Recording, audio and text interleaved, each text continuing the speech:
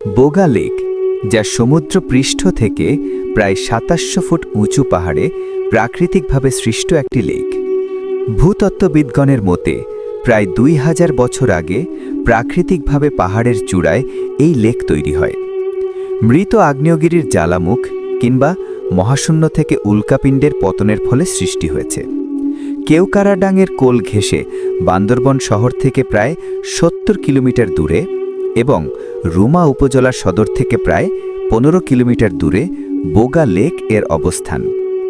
পাহাড়ের উপরে প্রায় ১৫ একর জায়গা জুড়ে এই লেকের অবস্থান। শান্ত জলের হ্রদ আকাশের কাছ থেকে এক মুঠো নীল নিয়ে নিজেও ধারণ করেছে সে বর্ণিল রং।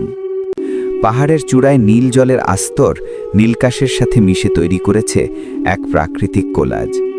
মুগ্ধ নয়নে দেখতে হয় আকাশ, পাহাড় আর জলের মিতালি। প্রকৃতি এখানে ঢেলে দিয়েছে একরাশ সবুজের ছোঁয়া। দুর্গম পথ পাড়ি দিয়ে আসার ক্লান্তি হারিয়ে যায় হ্রদের অতল গহ্বরে। সবকিছু মিলে এ যেন এক সুন্দরের লীলাভূমি। বোগা লেককে অনেকে ড্রাগন লেকও বলে থাকে। সকাল, সন্ধ্যা বা রাতে প্রতি বেলাই বোগা লেক নতুন রূপে ধরা দেয়। সকালের উজ্জ্বল আলো যেমন বোগা লেককে দেয় সিক্ত সতেজ রূপ, ঠিক তেমনি রাতের বেলায় দেখা যায় ভিন্ন এক মায়াবী হাতছানি। রাতের বোগা লেক দিনের বোগা লেক হতে একেবারেই আলাদা। আর যদি রাতটি হয় চাঁদনি রাত, তবে এটি হতে পারে আপনার জীবনের সেরা রাতের একটি। কি অসাধারণ সে রূপ!